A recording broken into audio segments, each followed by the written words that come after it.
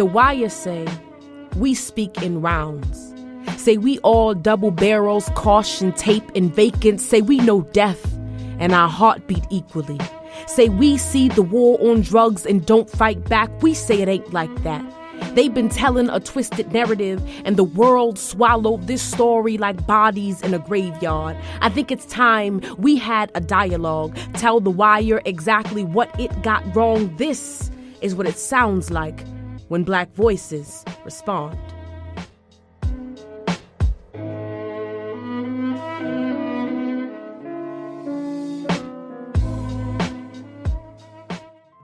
Hello, you're listening to In Search of Black Power. I'm Lawrence Grand Prix. And I'm Lady Breon. In Search of Black Power is a podcast which challenges conventional narratives around Black policy, Black movements, and Black life. We're coming to you from Leaders of a Beautiful Struggle, a grassroots think tank in Baltimore, Maryland, with an extended platform, New Timbuktu. I'm the Director of Research here at LBS, so I use research to create an intellectual foundation for the activism, policy advocacy, and youth work we do here in Baltimore. And I'm the cultural curator here at LBS, so I use arts and culture to mobilize on behalf of Baltimore's art community, in addition to producing creative content, making our ideas more accessible to a wider audience. The New Timbuktu Project is an attempt to use the advocacy, teaching, and research work of LBS to create a learning community, which centers on reinvigorating the Black radical tradition through autonomous intellectual innovations. You can find out more at www.newtimbuktu.com. So, if you're listening and wondering, what's this podcast all about? Maybe the title intrigued you, or maybe you saw LBS and that recent HBO documentary, or saw we got donations from folks like Colin Kaepernick and J. Cole and wondered, what's up with these folks? First, thank you. We are very excited to be sharing our perspective with you. And second, this podcast is designed to address what we see as a missing space in the Black podcast universe. If I had to describe the two poles of this universe, one would be the pop culture and politics pole, and the other would be the scholarly lecture pole. Right.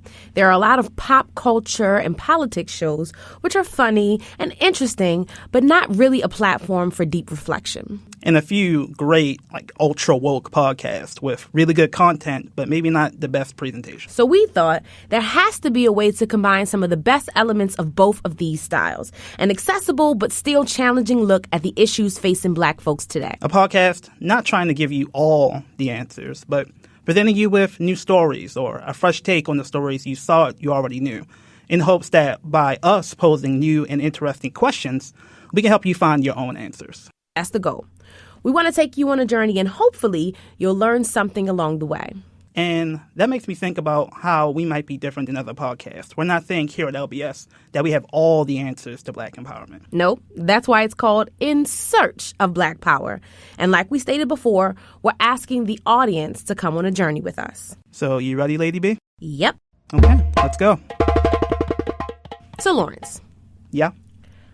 We're here in Baltimore. What would you say comes to mind when people think of our city? The so-called riots, maybe what we call the Baltimore Uprising. Okay, yeah, but before that? Crabs and football. Okay.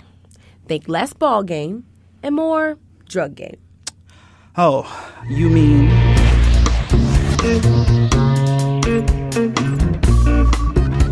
The Wire. If you walk through At the front end, I got to tell you, I'm a huge fan of The Wire. I think it's one of the greatest, not just television shows, but pieces of art in the last couple of decades.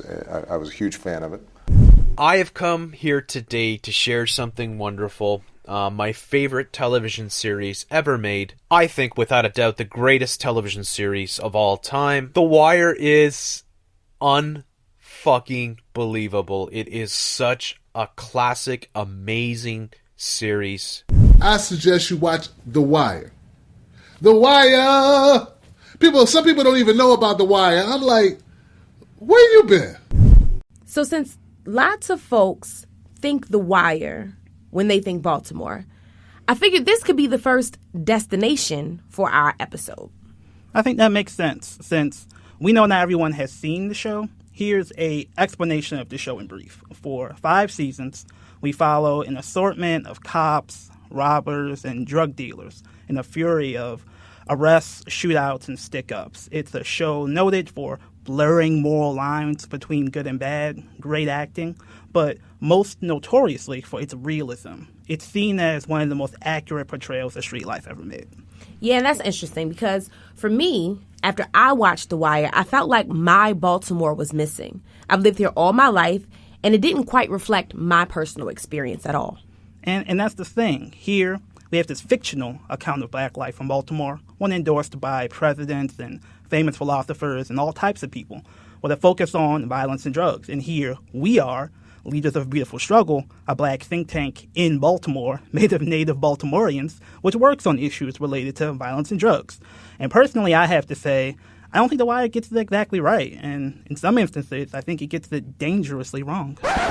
Lawrence, how you going to get us in trouble with our audience before we even have an audience? Yeah, I know. The Wire is beloved by a lot of people. In fact, many folks who follow us here in Baltimore are huge fans of the show. But, well, this isn't the first time I've made a criticism of The Wire. I've published 2 op-eds on this and even given a whole talk on this a few years ago. And yeah, it feels like a risky choice for our first episode. Some folks are listening and love the show. Some haven't seen it, and we risk losing them. But in many ways, it's the perfect place for us to begin our podcast. Like, here at LBS, we're all about challenging orthodoxy. Not in like a hot takey sort of way, but really challenging people to think deeper. The Wire isn't just a show. It represents a way of thinking about Baltimore and a way of thinking about what changes need to be made for black folks. And from that perspective, I think it's really important to talk about. Okay, so a critique of The Wire can be more than a critique of the show itself, but rather a critique of our entire way of thinking about politics. Yeah, that's the idea. I mean, honestly, it's a bit personal for me. My father was not only a police officer in Baltimore for 20 years, but specifically an undercover narcotics officer, the exact same folks portrayed in The Wire at the exact same time period The Wire was portraying. Mm-hmm. And some stuff they get right, like the drinking and the frustration with bureaucracy. And I think also they turn cops into these romanticized, tragic heroes/victims. And I always felt that was really out of context. How? How so? Well, I don't think The Wire, for example, could be made today. Or at least if it were made today, it wouldn't be felt the same way. Like, The Wire, of course, was made in a pre-Black Lives Matter world. And there are just so many justified suspicions of pop cultural portrayals of cops. I can say confidently, for example, that the show underestimates the degree of intentional corruption within the Baltimore Police Department. There's a scandal around the so-called Gun Trace Task Force, which shows units within the force systemically robbing people and selling drugs and carrying guns to plant on unarmed victims in case they run them over or shoot them. And obviously you have everything around Freddie Gray, and that just doesn't fit the narrative of The Wire. Right. And let's not forget the experiences we had with the police during the Baltimore uprising, right? You had cops who were ready to G.I. Joe roll in and arrest you and all your friends at every protest. It's hard to have that reality juxtaposed with the tragic, heroic depictions of cops from The Wire. Yeah, I don't want to focus too much on this point because I think we should do a whole episode on policing soon. I want to focus specifically on The Wire's depictions of street life, the guns and the drugs. These are the depictions that The Wire gets so much credit for in terms of realism, and it's here I think we should drill down and investigate whether it's actually getting Baltimore as right as people say. Yeah, the show banks everything on its claim of realism. It's supposed to mirror the hidden side of these characters' lives. So if the frame is off, then what the audience takes for the reality of drugs and violence in Baltimore is itself skewed. So, for example, the show's very first scene revolves around a clash between cops and drug dealers. The cop character, the lovable Irish drunkard Jimmy McNulty, sounds like this. You see, that's the problem, guys. You see, Barcel's never been arrested as an adult, so we don't really have a B of I photo. His juvenile record, he had expunged. There's no photo there either. Okay, I can hear some Baltimore there. What some might call Balmer, a little Dundalk up in there. Okay, but what if I told you that the actor who plays McNulty, his real name is Dominic West, actually sounds like this? No, it certainly wasn't. No, God, no. I was training backwards and forwards for 5 years, and everyone was going, "What are you doing? Why are you going to Baltimore?" So and none more than me going, why am I doing this? This is insane. No one's watching this show. It's a great show, but who cares? No one's watching it. Take another example. Here's one of the main characters in the show, Stringer Bell, the role that was the big breakthrough for the now famous Idris Elba. Here's how he sounds in the show. But you think a nigga's gonna get a job? You think these niggas gonna be like, fuck it, let me quit this game here and go to college? No, I mean, they gonna buck a little, but they're not gonna walk. And in the end, you're gonna get respect. And, of course, Idris' actual voice sounds like this. And, people didn't know I was on The Wire. 2 years later, everyone was on The Wire in London and in France. That's like, in France, I was huge in France for Stringer Bell. I didn't know that. Uh-oh. Yeah, but Idris is fine. So, I'm not comfortable talking bad about him, Lawrence. It is interesting, though, that he was chosen to portray a drug dealer in Baltimore. But it's just a role, right? So accents can be learned. Of course, but to me it represents a larger issue about The Wire's claim of realism. And if you can bear with me, here's an exercise I think might demonstrate my point. Okay. So take a moment in your mind to imagine Paris, France. The sounds, the sights, just whatever comes to mind. Okay. You have something? Mm-hmm. Okay, so I think I can guess some of the stuff which may have come to your mind. So let's start off. So the Eiffel Tower. Okay, that's obvious. Maybe there's a guy with a turtleneck? There might be. Okay, maybe there's a guy on a scooter with a black turtleneck. Maybe he's got like a baguette in the basket on the back of his scooter. These are all possible. Okay. Or maybe he's driving to a coffee shop. Tiny coffee shop on cobblestone-lined street. Maybe there's some music in the background, some accordion music. Maybe he's having a conversation about existentialist philosophy. And just for you, Breon, in your mind, maybe later that night, he's going to a James Baldwin talk or a Josephine Baker show. Yes. I can see it so clear. It feels like an image of Paris. And I think many people would see an image like this on TV, and all these tropes are present, and they would say, oh, wow, that feels so real. Maybe. I mean, these are stereotypes. They have been normalized and maybe based on reality. But I mean, there are lots of broody philosophers from France. But most educated folks would say, I would never think France is exactly like that. Well, I would say that most folks want to think they are the types of people who are not susceptible to stereotypes. But I think it's actually more insidious. And I use the example of France on purpose. There is a bevy of knowledge around the complexities of European societies that makes the fact that these are stereotypes more obvious. But when it comes to black folk, I think that we are more susceptible to accept stereotypes as reality. I mean, maybe, but people don't have as much knowledge about the complexities of black life, especially when it comes to like the working class and poor black folks. Yeah. And what happens when we do the exact same exercise for the city of Baltimore? What do you see? Okay, first I see vacant houses. Yep. I see dope boys making drug calls. Mm-hmm. And maybe some white boys near like Canton, down by the docks. And The Wire gives us everything you just said. And we see it, and we think, oh, wow, that feels so real. And these assumptions we make about Baltimore get played out in our politics. So here's a quote about Baltimore, and I want you to guess who said it. I mean, Baltimore is a ghetto. It's worse than inner city Washington, D.C. It is I hope you're not going to play this on tape. I mean, it is a war zone. I mean, it's crack. I mean, it's, these dime bags of PCP. I mean, they've got 1/4 of every kid is not in school each day. 50% of the kids that start off in school don't graduate. So you have any idea who may have said this? Yeah, no. His name is Mike Miller, and he's the leader of the Maryland State Senate majority, which means, of course, he's a Democrat. He's been in the Senate majority for almost 30 years, and he's considered the most powerful politician in the state of Maryland. He's actually consistently been one of our primary adversaries in Annapolis, our state capital, when we go to push for legislative change. So now, this quote is before The Wire was a thing, but if you watch the show and you come away with these kinds of ideas, what I'm saying is that has serious impacts even on real-life policy. So that's wild. And I feel like art is supposed to imitate reality. But this makes me think that there's also a possibility of art shaping reality. Exactly. And I think as hard as The Wire tries to avoid this trap, I think it's a monumental task to compensate for this cultural tendency. Fortunately for us, we have access to folk in Baltimore who can help us fill in these gaps. So who do you have in mind?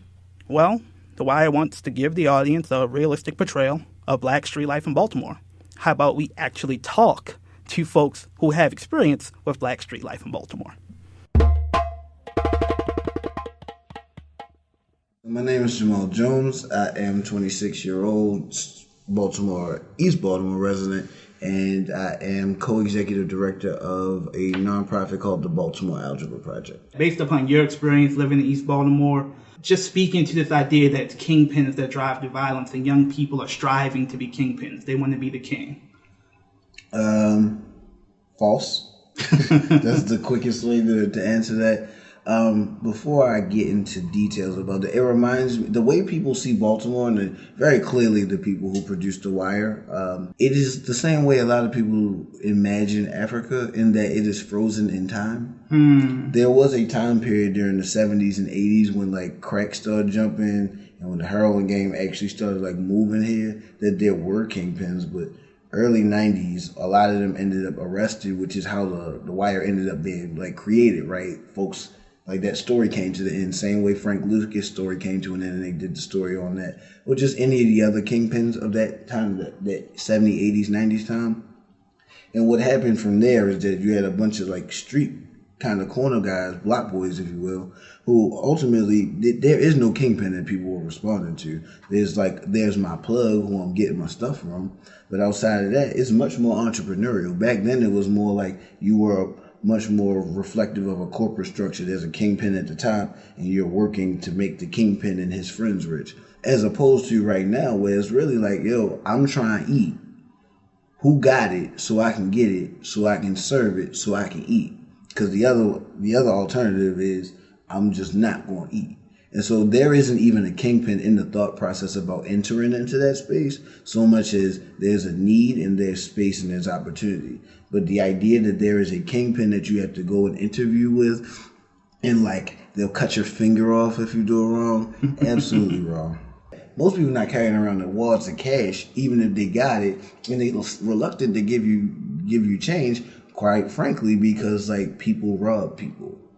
And that's the thing, right? All of this stems from this impetus to survive. The violence, and it's not like an organized hit from one mob to another. It's not Marlo Stanfield strategically choosing to attack Boxfield dealers. Nah, it is people. Right, it's me and my niggas standing on this corner, and I walk down the block. I hit a sale on they block. Them niggas bank me. Now we beefing back and forth because I'm not safe trying to make money for me to like do stuff, as opposed to my boss, some crime lord somewhere, was like, yo, I'm gonna need you to go and make a hit on the Italian. No, there's no one sitting anywhere doing that. What actually happens is like your particular group that you trapping with and that you eating with will need to protect one another. So like a basketball team getting into a team fight, or like police officers all swarming to fight one suspect, or like even down to like neighborhood beefs. Yo, you hit my daughter, or so, and then like the whole family come out.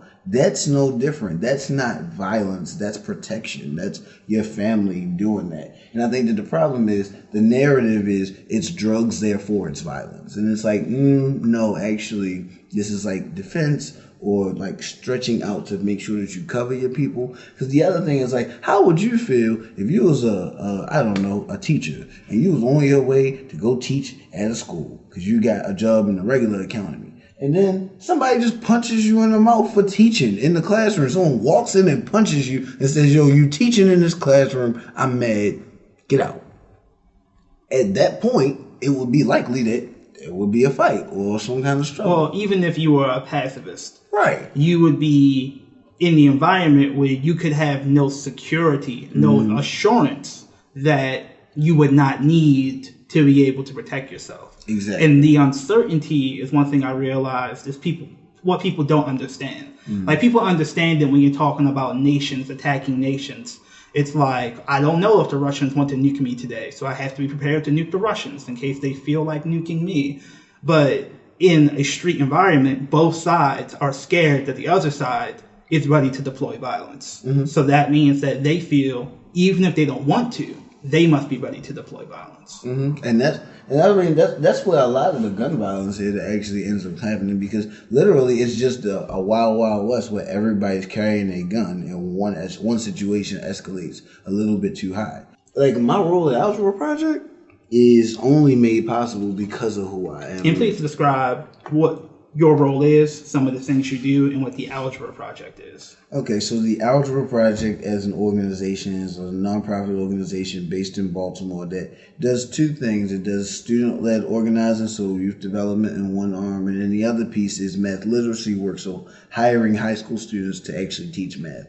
My role there in co-directorship has a lot to do with fundraising, a lot to do with like organizational culture, organizational development, kind of guiding and moving and molding stuff. But mostly what I do is play support. I am functionally Ella Baker to SNCC, right? I sit in rooms, I give a little bit of guidance, I help facilitate it, but I actually just create space for young people to hold their own dialogues about things, to come to their own conclusions with the right information. I've had students come to me, right, 16 and pregnant, and they'll talk to me before they talk to their mother.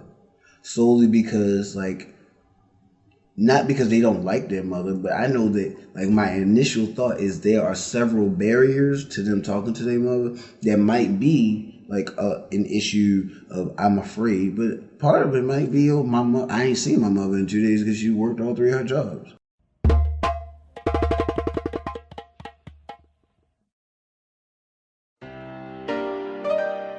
In Search of Black Power podcast is made possible by LBS Community Sustainers.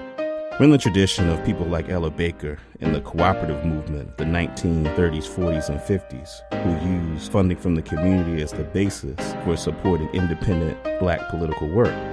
Or in the tradition of people like Marcus Garvey of the United Negro Improvement Association that used resources from the community, from the organizing he did, as the basis for the power of that organization. Become a community sustainer by investing $15, $20, or $50 each month. Simply visit lbsbaltimore.com/sustain to sign up.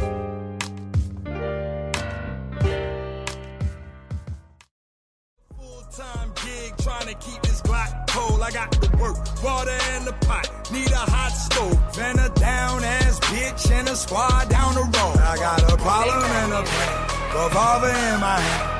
Trying to keep it cold, but y'all won't understand, that's why I roll. That's why I roll with the Bible on the dash. That's why I roll. That's why I roll with the Bible on the dash. I got a problem and a plan, revolver in my hand. Trying to keep it cold, but y'all won't understand, that's why I roll. That's why I roll with the Bible on the dash. That's why I roll. That's why I roll with the Bible on the dash.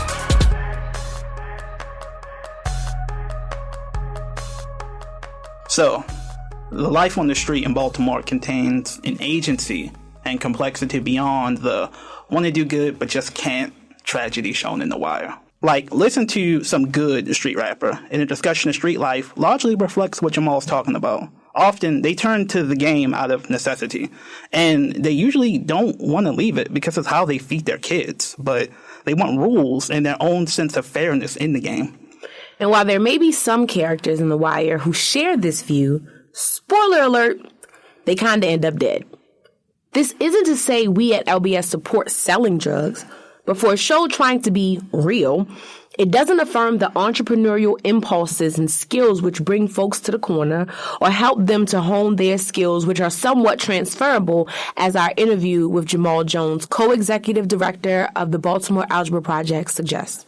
Still, the question remains, does the story The Wire tells about street life actually reflect reality?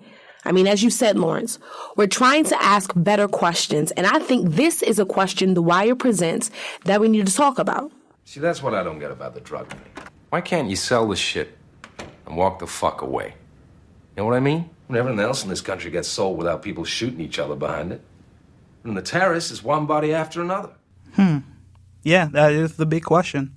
Could the drug game ever exist without the violence that in Baltimore seems so inevitable? I mean, there's a whole season in The Wire where the Baltimore Police Department tries to create essentially a drug user's utopia where there is no law enforcement, and in the fictional world, that doesn't turn out too well. Well, that's interesting because there is a story about a real-life version of what The Wire tries to get at. A time when people wondered, why can't this stuff get sold like everything else? And just like The Wire, there are some tragic impacts to this well-intentioned act. Oh, I'd love to hear this. This story is taken from a book entitled Dreamland, written by investigative journalist Sam Quinones. The story is about two sides of the same coin known as the opiate epidemic. It starts in the 1980s with a few families out of Jalisco, a small town in the province of Mexico near the Pacific coast in a place called Nayarit. Families from this town began to migrate north to Southern California and had mastered the art of cooking what is known as black tar heroin, which grows pretty heavily in that region of Mexico. This black tar is actually the opium goo that comes from opium poppies. It's just as potent and heroin-y as white powdered heroin. It just isn't as processed. With this keen cooking knowledge, a few of these families started to sell black tar heroin in the local parks of California. But the cops quickly got hip to the new cartel, so they had to develop a different business model. And well, they couldn't monopolize the market by killing off the competition and becoming the sole suppliers, secretly selling under the police department's nose, because the competition was other families and friends from Jalisco. So they got really innovative. Think Grubhub for heroin. The Jalisco boys created a system where customers would call a number, order their heroin, and a driver will be dispatched to deliver the heroin to their door. The retail dope game. And it was all about customer service. With well-intentioned marketing, they provided the cheapest, most potent heroin on time to your door with a friendly face. They even had specials like, if you buy for 6 days of the week, you get a free one on Sunday. Or bring 5 new customers and get 50 small doses of dope. They gave out free samples in front of meth clinics and would make it their business to connect with recently released men and women who got clean while in jail to get them back hooked on heroin free of charge. Domino's would have made a killing if they thought of adding heroin as a side order on the pizza delivery menu. The Jalisco delivery boys would place the dope inside balloons and hide them in their mouths, and if ever stopped, they carried large water bottles that they would drink down to assist them with swallowing the dope-filled balloons. Some delivery boys were said to carry up to 25 uninflated balloons in their mouth at a time. With this model, the Jalisco boys were able to largely avoid police detection, expand their reach to other cities, and multiply their number of buyers and dispatch drivers exponentially. So now they're in San Diego, Portland, Denver, and all over Southern California. And their guides were other addicts who would consistently find new addicts in new towns and new cities so they could get more free dope. The ultimate word of mouth. This business became a lifestyle. The Jalisco boys weren't just thugs in the eyes of their community. They were heroes. They'd come back to their small town with trunks full of Levi jeans to hand out. They'd build houses from the ground up, which normally would take years, but for them, it just took 6 months. They became the middle class of a largely impoverished community. The guys who all the girls wanted and all the young boys admired for working so hard to bring home money to their families. The Jalisco boys' system was thriving, and for years, virtually uninterrupted until the late 90s, early 2000s, when the DEA sent a number of them to federal prison and found that they'd expanded literally across the nation, from North Carolina to Ohio and West Virginia to Reno.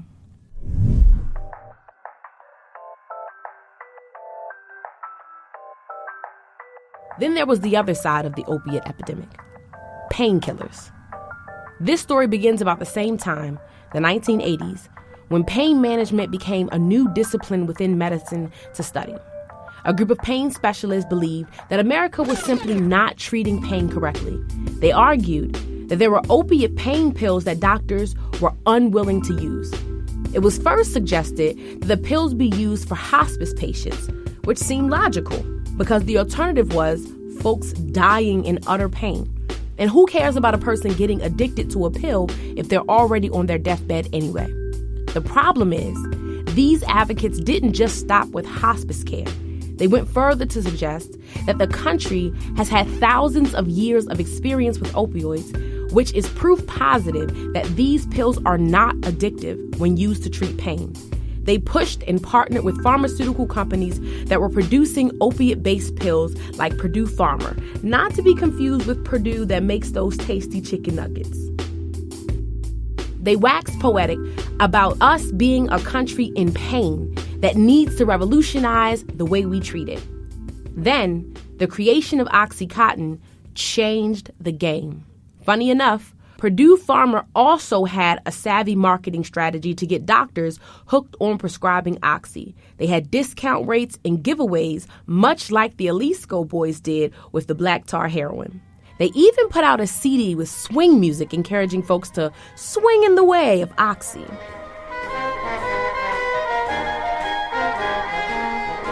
I mean, you can't get any swaggier than to have a soundtrack for your drugs. It's like Freeway Rick Ross meets rapper Rick Ross. Anyway, although these pills were absolutely highly addictive, they had convinced the medical field that they weren't when used for pain management because of the slow-release mechanism of the capsules.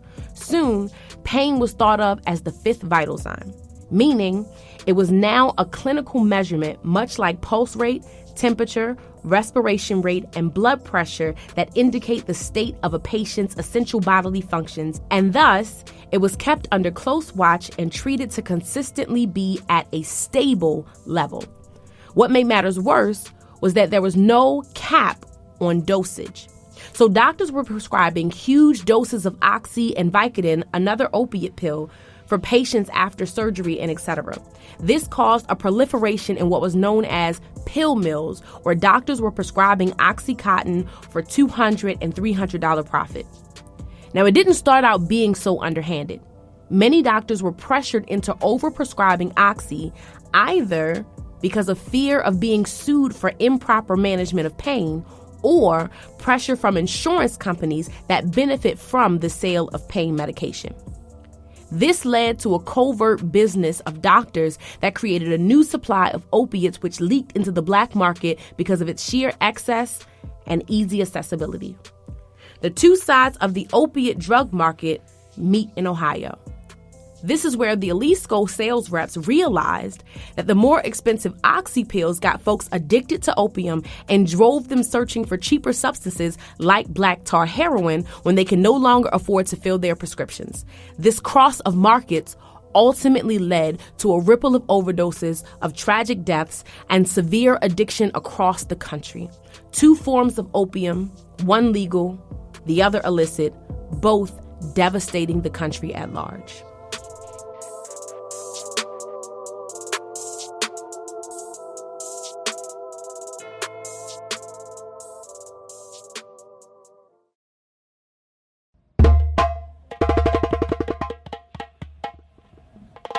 Wow, that's an interesting story.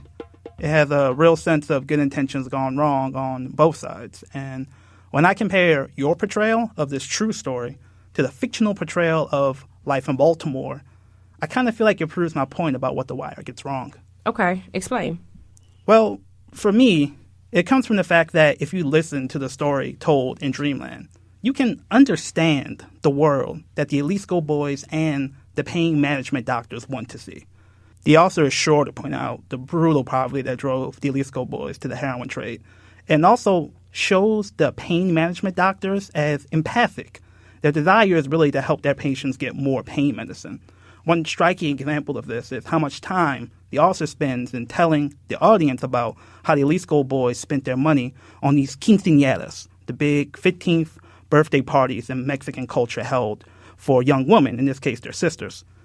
How they came home with trunk loads of Levi's jeans for all the folks in town, like you said, Breon, that's a big part of the story. And it's not just that they have a background story, it presents the reader with a theory of how these folks live in the world where they can flourish and can control their destinies and be fulfilled in a legitimate way. I see this in pretty sharp distinction to The Wire and its portrayal of black folk. Like, there are many things depicted in The Wire, but one thing you don't see is a Soprano-style ethnic white mafia, because it really didn't take root in Baltimore. And many credit Little Willie Adams, a black numbers runner, for keeping out the white ethnic mob and preventing a wave of violence and corruption that would have come with it. But The Wire can't seem to include black institutions built by black people in its frame. It can't see street life functioning how it functioned for Little Willie, how it produced small businesses and even funded political candidates. Like, there's no equivalent of the quinceañeras for the black street dealers, nor anything that gives them the positive communal impact of Little Willie. And I think this is what happens when, like Jamal said, your frame is Greek tragedy and not black agency. And I also think this reflects our culture's general inability to see the culture of people of African descent as a resource, even when we are able to see that possibility in Mexican culture or white culture, like Dreamland does. Now, I see what you're saying, but I think the fans of The Wire would disagree. For example, there are former drug dealers who use boxing as a way to engage the youth. And they even show some of the young people who do sell drugs taking care of their siblings. Wouldn't these be the types of representations that would, say, expand the frame in the ways you think it should? Yeah, no doubt that's what the folks who made The Wire would say. Like David Simon, the creator of The Wire, was a newspaper guy in Baltimore for a long time, and he and his people talk a lot about the cameos of local Baltimore people and the consultants they brought on for the show. I think we get bogged down in specific individual details they toss in about the characters here and there, and I want to take a larger structural view. Like, in The Wire, even the nods made to collective black empowerment are setups for individual tragedy. The only mention of street life as communal empowerment is done right before the two main characters, spoiler alert, betray each other. Yo, you remember when we used to sit on the top of 734 building, man, looking at the city? You talk about what we gonna do? And you was all heavy into that black pride bullshit. Talking like you gonna get you 2 grocery stores and make motherfuckers proud. Sure was, man. You was out hunting on a AK-47. Talking about, I'm gonna go get Warren. Man. Yeah. We brothers, B. Always, baby. And it's not that tragedy is quarantined only to the black community. It's how you read the context to the tragedy. In season 2, The Wire focuses on workers at Baltimore's ports, and there's a clip from this season which kind of encapsulates how The Wire's frame can lead it to misfire. In season 2, the leader of the dock workers union is committing crimes in his mind to try to save the union from globalization cutting back work for his people in the union. One thing he's doing is he's using the money from stolen goods to pay lobbyists to try to get the state government to invest money in expanding the port of Baltimore. He's white. His black union workers want to replace him with a black union boss, which he is resisting. He's, of course, arguing, no, just give me a little more time. We're really close in this dredging. I just want to hold power for a little bit longer. And he obviously wants to hide his illegal affairs, so he justifies holding on to power in a way that most viewers, I think, would have an issue with. Look, it's one thing you taking a run at this dredging thing. Fucked up as you are, we can let that slide for a while, but now, man, you asking too much. 1 more year, Nat. Not for me, for the fucking union. The election's been scheduled. And you knew last year when we gave you the votes that this time was going to be Ott's turn. You knew that. So I runs next time, and fuck it, it'll take that year and the next. It's our turn, Frank. Black, white, what's the difference, Nat? Until we get that fucking canal dredged, we're all niggers. Hold up. So this is a white character on The Wire saying he's being treated like a nigga. Yeah, I don't want to get too hung up on the language. I think it's like the power and the politics that we can really get deep on. And I'm going to let you finish, but I need to address what you just said. Because first of all, how is it that the black character didn't cock back and cold smack the saliva out of his mouth in that moment? And secondly, David Simon has to know that there is more to being a nigga than whether you have a job or not. And third, David Simon needs to understand that he can't say nigga on Twitter, and his white characters on The Wire can't say it either. Okay, I'm done. Great. I can finish my thought now? Yep. Okay. All right. So I think one could argue that The Wire in this moment is acknowledging how a class-first analysis can lead you to race blindness. I think they might think that's what they're doing. I just think that argument's wrong. Remember, David Simon comments consistently about how we need to focus on class. He constantly talks about the horrors of globalization and how we need to black and white unite and fight, this sort of view of class struggle. And the union boss is seen as a sympathetic figure all the way to the end. But to me, the fact that you could watch all 5 seasons of The Wire and never understand the human cargo which came through those Baltimore points, that Baltimore was a slave city and that it's the trauma of this experience, which is the crucible of collective black identity, to me, that's a pretty damning indictment. So instead of understanding the value of collective black identity, the show at times caricaturizes it. If you watch the show, politicians dress up in kente cloth to give their campaigns a veneer of street cred, or appeal nakedly to racial solidarity to escape conviction for corruption. Yeah, and why in what is supposed to be the most realistic portrayal of black life are there multiple incidents of police brutality, though it's not portrayed as systemic and has no reference to anything like the Black Lives Matter movement? Yeah.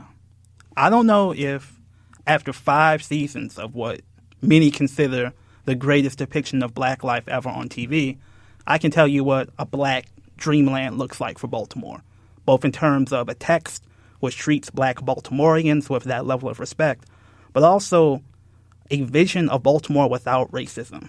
And I think that's because the people who made the show, as hard as they may try, might not believe that space could exist. It's just outside their frame. And when you have then a violent society, it produces violence. When the white American society then projects criminality on black people, that is, stereotypically sees blacks as criminals, this is not a mere ego defense where they do that just to justify their treatment of blacks. You must recognize when a segment of the society is very powerful and has material and other influence over the subordinate segments of the society, their projections are not mere accusations. They are not mere stereotypes. They are not mere projection of negative images. When they have the power that they have, these projections presented by these powerful people become what we call creative efforts. In other words, they create and bring into reality the stereotypes that they project. Because in deceiving themselves and in making themselves perceive the black community as a criminal community, as an inferior community, in controlling then job opportunities, in controlling other material aspects of black life, in controlling education, in controlling health services and so forth, they then will organize these services, they will dispense these services, these jobs, and these opportunities in line with their projections, in line with their perceptions. And therefore, they will create the material, social, and psychological conditions for driving large segments of our communities into criminal behavior. This, of course, is what we then call the self-fulfilling prophecy.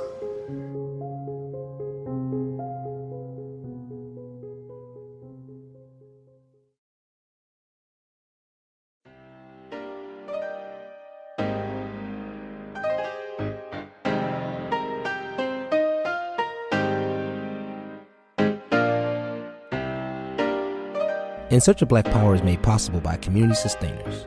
Community sustainers are people who make a monthly investment in the work of LBS.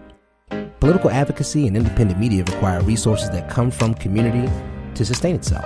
And in order for us to be independent and to do the work that we do in Baltimore and around the state of Maryland, It requires funding by people like you. LBS is not housed in a foundation, nonprofit, or political party. We are a for-profit think tank funded by the people.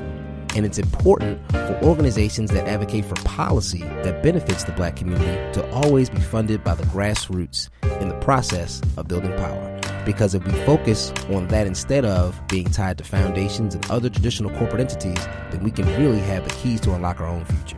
So help us continue this effort in supporting the legislative advocacy of LBS and this podcast In Search of Black Power by signing up to become a sustainer today. Go to lbsbaltimore.com/sustain to sign up today.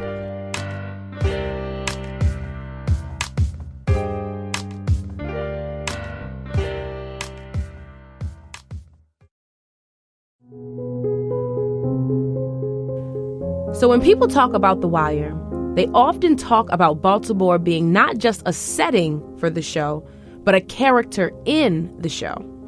And that's seen as a nod to how great the show is.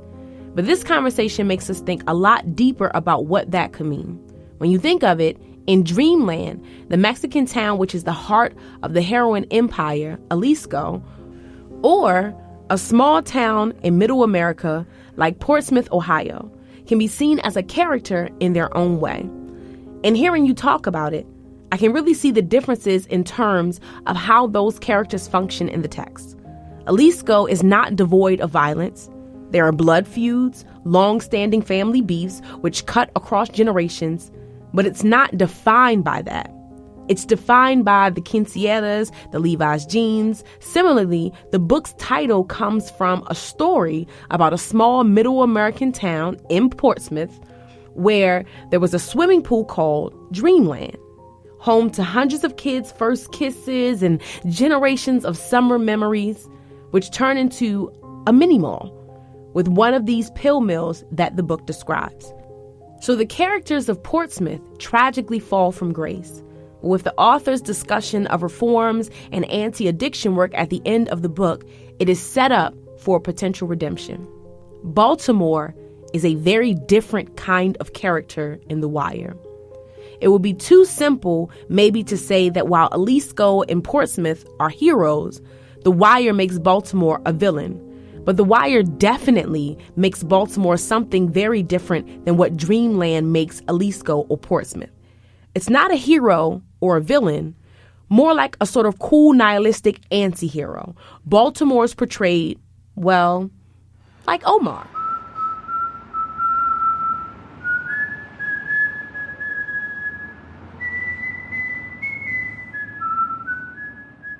Omar, The Wire's most emblematic character, is a wisecracking, shotgun-toting stick-up man. He's a ruthless robber who focuses his attention on drug dealers and liberally doles out violence by his personal moral code. He's part terrorist and part Robin Hood, a force of nature around which all other characters must operate. And maybe so many love The Wire not because the Baltimore character is accurate or even good, but because the Baltimore character is just so powerful and so interesting. If that's true, that feels voyeuristic at best, and at worst, truly defeatist. It kind of locks in the cycle of inevitable tragedy. Like, we all love Omar, but if he's the allegory for this city, what do you really think is the future of our city? Yeah, I mean, these representations matter. Like, in The Wire, the cops, they just make an arrest. Some guy or gal is on the corner, and the detectives roll up, slap on the cuffs, and try to get info out of them. Watching the show, you might not know that, as Columbia professor Todd Clear points out, there are neighborhoods in Baltimore with over 20% of the men incarcerated. Not on parole, not on probation, but in jail. That's not normal. It's one of the highest percentages of any neighborhoods anywhere in America. But The Wire individualizes that dynamic to one dealer, one cop, one crime, one arrest. So the enormity of the scale of that mass incarceration gets skewed. The slow motion tragedy about how Baltimore is forced to become this quote-unquote character gets swamped by the narratives of The Wire, the lovable Irish cop McNulty on the bender, or Bubbles, the addict with a heart of gold hatching another kooky get-rich-quick scheme. We can't conceive a solution to the violence of Baltimore coming from Black Baltimore itself, because the character, which is the city of Baltimore, based on what we think we know of this character, can't be trusted to fix himself or herself. It would be like asking the stick-up boy Omar to give up the street life and go straight. This is the self-fulfilling prophecy the clip we played talks about. Yeah, the person in that clip, his name is Amos Wilson. He's a former professor in New York. Also talks about, and what I want to end the show with, a discussion of resources, how dangerous it is when our resources end up flowing by what we think is objective truth, but what might really come more from how we interact with these representations, these fictional images like The Wire. One of the main reasons we wanted to start our podcast here talking about The Wire is that Baltimore is run by people who love The Wire. Or if they haven't seen it, they're at least the type of people who are HBO's target demographic. Liberal, college-educated, ostensibly cosmopolitan professionals. It's important to understand how they see Baltimore, specifically their perceptions of Black Baltimore. And when you start looking, you see how their views are shaped by works of fiction like The Wire. So examining the show is a start to dive into the racial subconscious of the policymaking class and get some deeper insight on what we at LBS really care about.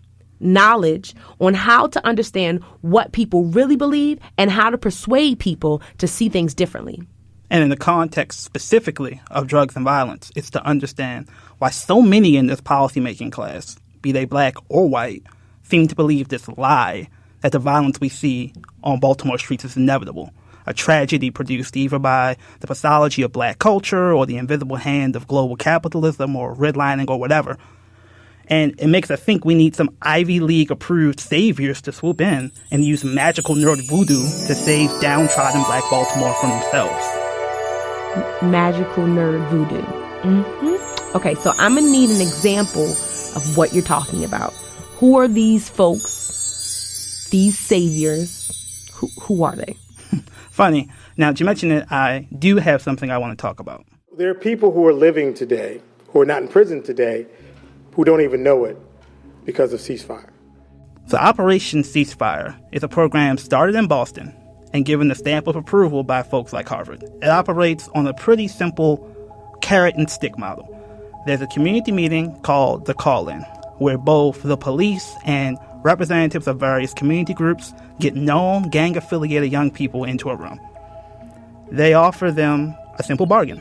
Either accept the help of community leaders to change their path or expect to be targeted by police and receive extra harsh sentences. Okay, so I want to get this straight. There are 3 things happening here. First, police identify gang members and get them to come to a meeting. Then they say, look, the gig's up. We know how you spend your Friday nights. And threaten them by saying that if they reoffend, they will face harsh sentences. Yes, that's the so-called stick. Okay. The second thing is they bring people from the community like leaders, family, friends, and prominent folks to persuade them to get it together and change their ways. Yep, you got it. Okay, and the third thing is that if they get delivered and seem reformed, they are offered like services, job training, or whatever. Exactly. This is the core of Operation Ceasefire's call-in model. The proponents of the program claim it's transformative. There's paper after paper in academic literature praising Operation Ceasefire. They're citing as much as a 60% decrease in youth shootings. In fact, there's an entire season of The Wire which essentially uses the ceasefire model in the fictional Baltimore. That's the good part. That's what I call the carrot. Now you move your people into any designated area I told you about, and you'll have immunity from arrest and prosecution. You're free to make your drops, collect what need collecting. Won't nobody bother you. You got my word on it. What do you get out of this? That's a fair question. I want to salvage what's still worth salvaging in my district. And I can't do that with a bunch of young hoppers running around scaring the hell out of decent people. And in The Wire, at least for a while, it works. But wasn't the whole point of Amsterdam that they could continue to sell drugs in a free zone? Yeah, it's a very different carrot, but look more generally at how that part of the show plays out. In The Wire, the fictional police chief ends up surrounding himself with these researchers for Hopkins when he wants to make this special zone where drug dealers can sell drugs unaccosted. They end up consulting with these Hopkins professionals about how best to implement this strategy. So my point isn't that it's the same, it's that essentially The Wire believes in this public health approach to violence prevention, one which includes a punitive carrot and stick model, and that the real city of Baltimore ended up adopting a real program which reflects these beliefs. And what I think is really interesting, the assumptions behind both the real ceasefire program and The Wire's fictional Amsterdam, is that there's like this public health model, which assumes there's a universally applicable understanding of human nature that can be applied across cities, across contexts, and theoretically across race and cultures. That this is universal understanding of cost and benefit, stimulus response, which can be applied to the problems of drugs and violence. And that's where I think we have to inject skepticism and critique. So I'm conflicted. I kind of see what you're saying, but most folks would support public health. And I believe public health can be good or bad depending on how you apply it. It seems like this program is giving folks a choice and assumes people can make good decisions. Like the man in the clip said, compared to the lock 'em all up approach, this model would be more in line with the idea of community self-determination and empowerment. And that's like exactly why I wanted to talk about this. When you start to use the starting point of violence as individual or cultural failure, the logical solution is mass incarceration. So by comparison, public health, it says, this is a response to environmental conditions. We have to use the science of public health to change the incentives. That looks compassionate or even radical. And that would be a logical conclusion of someone who watches The Wire. But what if that isn't true? What if, once again, we're asking the wrong question here and thus replicating the exact same systemic problematic thinking about drugs and violence that we're setting out to solve? The easiest way to frame, I think, one of the big issues with Operation Ceasefire and The Wire's view of violence as public health is seen through the lens of one of the most common analogies used not just by Operation Ceasefire, but by a lot of public health-style violence interruption programs.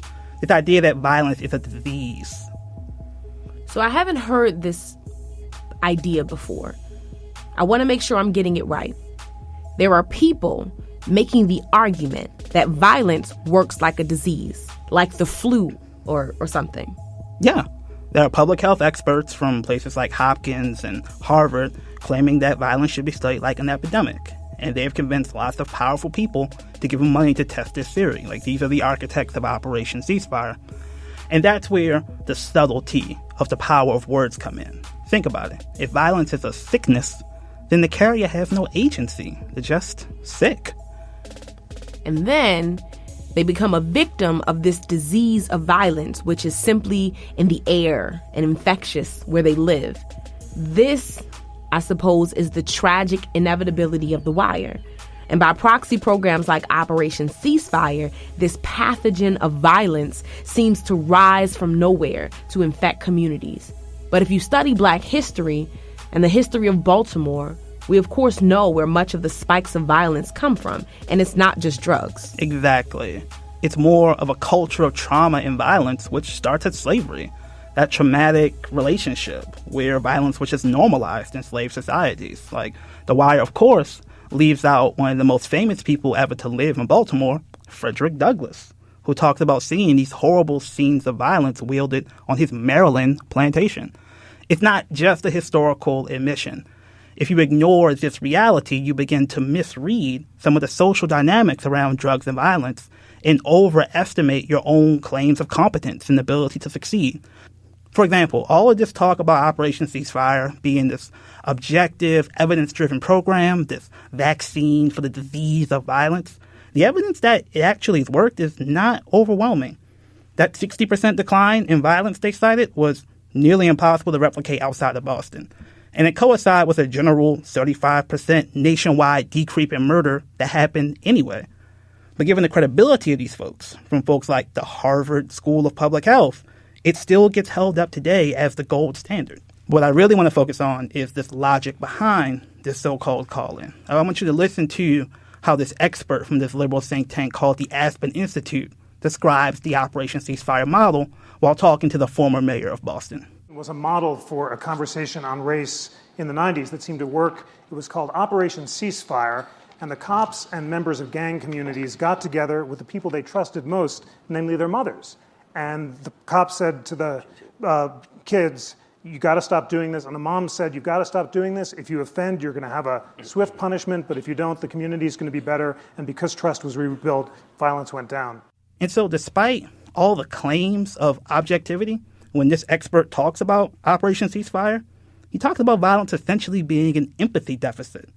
These young people have somehow adopted not a complex historical relationship to violence, but an individualized aversion to discipline, which can be intervened through a mother's love and, of course, the threat of severe punishment. He actually calls it, quote, a dialogue on race will be bringing folks with the credibility to change behavior. But this is dialogue literally at gunpoint. Just like the deal that Bunny Colvin, the fictional police commander in The Wire, cuts. If the young people don't accept the deal, they face arrest, enhanced sentencing, jail time. Los Angeles took the model even further when they did Operation Ceasefire. They coordinated with social service agencies to go after people for back child support and made sure if they reoffended, they'd be kicked out of public housing. It's actually a quite comprehensive threat to your very ability to survive, which is being branded as finding quote-unquote levers to incentivize behavioral shift.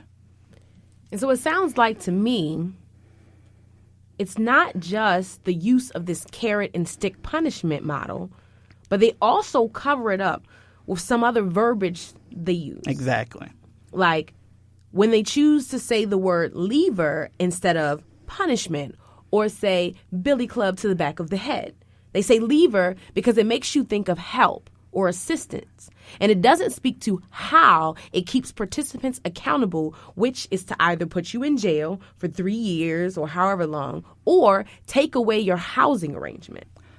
Exactly. And on the flip side, you're giving access to potential workforce development training, given the message by community folks, please change your ways.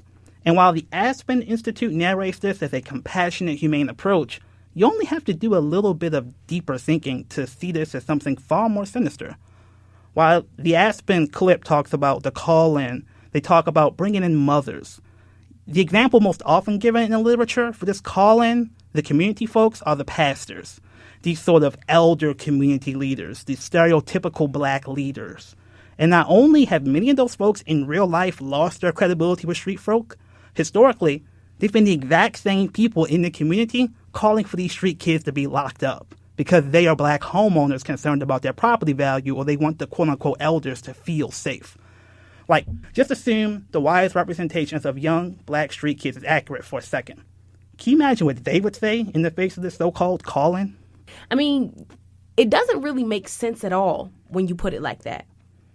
I work with youth, and they aren't inclined to completely change their life and leave the streets because someone who they're told might be a community leader promises them an internship. Even if The Wire isn't perfect, anyone who has seen the show can kind of imagine what would happen if one of the characters was to be put through this call-in. They would hear the message, leave, and talk afterwards about who the hell these people are, or how hard and gangster they are, and how they can never be caught. Like you said, Lawrence, to them, it's not about making money or wanting to commit violence. It's about loyalty and realizing authority has betrayed and targeted them their whole life. So they would backlash against this so-called call-in. And I think to them, it would feel more like selling out. And if they ever did bring in their mothers, that sense of being sold out would be even worse. Like, resistance to authority has been a necessary survival strategy, not just for surviving the corner, but surviving America and its attempts to inculcate docility into black people. And this Operation Ceasefire not only pathologizes that, like literally calls it a virus, but offers you a buffet of destructive consequences for exercising your autonomy. Like, our references from the black radical tradition call for a very different way of thinking about violence, one which sees it as essentially the flip side of a positive cultural adaptation towards resistance and rebellion. one which should be seen through the lens also of internalized self-hatred being produced by an unjust society. The professor who we played earlier, Amos Wilson, gave talks on so-called black-on-black crime in the 90s, where he totally shifts the frame for this debate. In terms of their origins and early childhood of their race. And when we look then at the origins of this society, we must immediately recognize that it is a society founded on criminal activities. Yes, and that is its inheritance today. It is still a part of it. A society that is a crimogenic society, and a society that engages on black violence, because it is founded on the murder and theft of Indian peoples and Indian lands. This group of people cannot face their own criminality. They must engage in the psychology of denial and repression and distortion. And this denial and distortion and repression must suffuse throughout the total society, throughout its total institutions, throughout its total values, and therefore ultimately it must pervert its total population. Accuse this society of being a crimogenic society, of being a criminal organization, of being an organization that engages in chronic white-on-black violence, when it engages in drug trafficking, when it imports the drugs that poisons our neighborhoods and destroys the consciousness of our people, destroys their health. We see a crimogenic people from way back engaging in the selling of opium to the Chinese and in engaging in opium wars. We see this drug trafficking group of people engaging in alcohol addiction when they used it to destroy Indians, when they used it to destroy African chiefs who, under the influence of the alcohol, often signed away their peoples and their nations. And it's this that really makes me struggle with The Wire and Operation Ceasefire. I really wanted to include Professor Wilson because his work is so foundational to LBS and a lot of folks' understanding of the complexities of so-called black-on-black violence. And if you think about it from this perspective, Operation Ceasefire is asking folks to switch from one criminal organization to another. And while I don't think street folk would put it that way, it's something we as a general society really should think about but don't. I think the work of Dr. Wilson helps us fill some of the gaps in our thinking about black men in street life. Black male suicide rates are extremely low, but their homicide rates are extremely high. So what if many of these black men dying in street violence are suffering from a sense of hopelessness and frustration, which in other ethnic groups lead to suicide or, God forbid, school shootings? That thought doesn't just shift the frame of The Wire's depiction of street life. For me, it totally breaks it. It's an old saying, but I think in this case, you gotta think about it. It's no measure of health to be well-adjusted in a sick society. And I think that's exactly what you produce when you use something like a traditional public health framework to address a complex cultural problem like drugs and violence. So the question still remains. If the public health model, which The Wire leads us to, doesn't work, what does? And I think, interestingly enough, there is a perfect example that answers this question. And it has a similar name to the organization out of Boston we've been speaking about, Lawrence. It's called the Baltimore Ceasefire.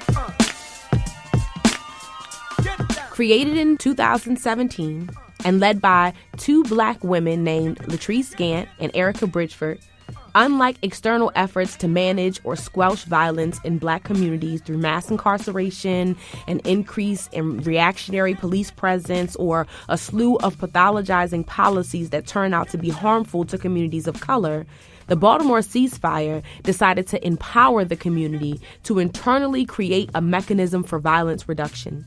The ceasefire is a citywide call to action for Baltimore City residents to avoid murder and affirm life. After year, it just kept showing up as this big thing that there was nothing any of us could do anything about. But the thing about Baltimore is that it has never been the one to just be defeated. So the story about the Baltimore ceasefire is that Baltimore looked the murder rate in the eye and said, what you're not going to do is snatch our greatness. This movement started, again, as a citywide call asking Baltimore residents to avoid having any murders from Friday, August 4th through Sunday, August 6th, 2017. And although the ceasefire in August did not make it a full 72 hours without any reported murders, the ceasefire of February 2018 did. The Baltimore ceasefire, or Baltimore Peace Challenge, has been historic for Baltimore City. There have been hundreds of events, countless residents received resources they needed, and each ceasefire has had at least 24 hours without murders. This is monumental at a time when statistics suggest that there is a murder every 19 hours in Baltimore. The first ceasefire went 41 continuous hours without murder. And again, February 2018 endured not just for the planned 72 hours, but for 10 whole days. This was achieved by agreeing to sacred weekends without murder, with the vision that eventually folks will agree to honor the sacredness of each other every day and put an end to murder.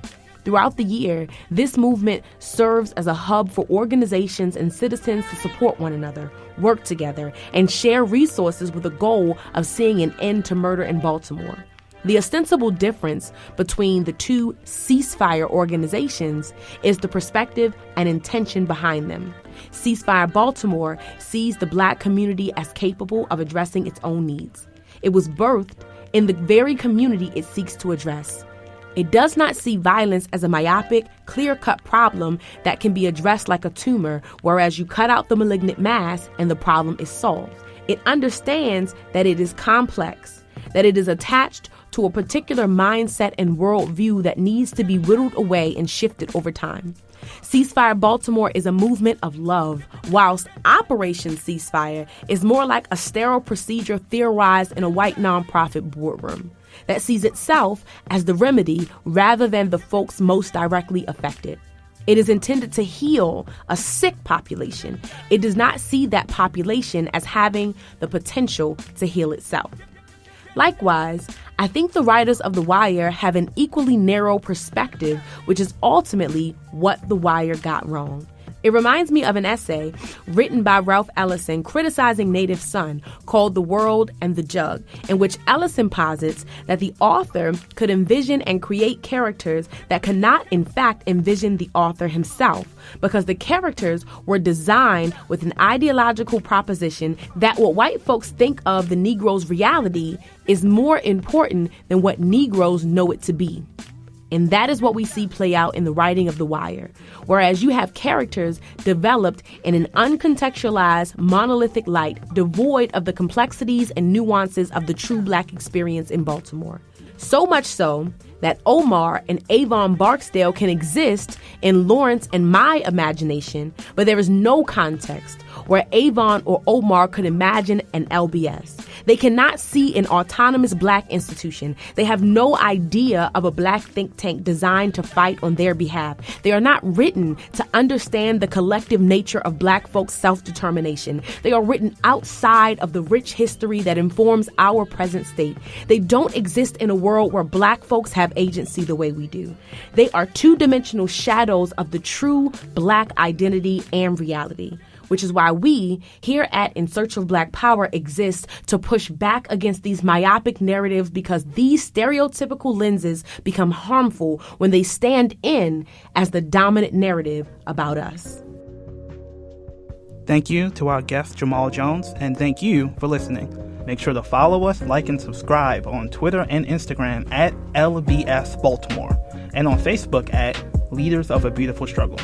You can find this podcast at www.thenewtimbuktu.com and on iTunes, Google Play, or wherever you can find podcasts. You can also support us and become a sustaining member at www.lbsbaltimore.com. In Search of Black Power was created by Leaders of a Beautiful Struggle, hosted by Lawrence Grand Prix and myself, Lady Breon. Our associate producer is Iyori Odigizuwa, and our engineer is Justin Gladden. Our research assistant is Aaron Brown, logistical support from Nadira Smith, and a thanks to the whole #LBS gang. We'll see you next time in Search of Black Power.